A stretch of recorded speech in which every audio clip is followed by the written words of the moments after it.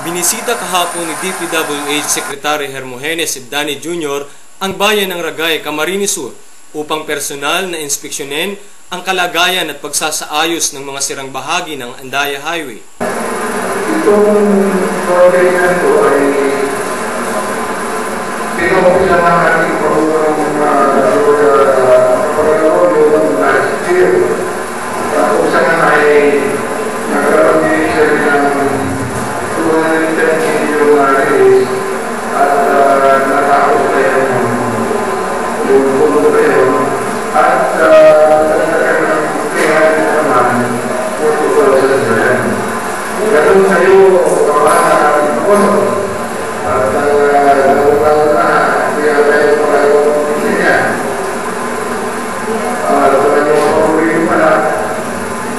Nandito. Kaya yung itong project na ito ay matatandaang maraming traffic-related incidents ang naganap dito sa Andaya Highway dahil na rin sa kakulangan ng mga safety warning devices sa highway. Ang focus ko talaga kung tuwing kaya ito.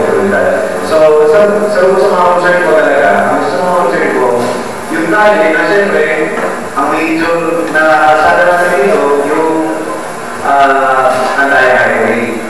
Inaasahan naman ng mga Bicolano ang agarang pagsasakatupanan ng proyekto at ang paglalagay ng mga safety warning devices bilang bahagi ng proyektong ito sa lalong madaling panahon.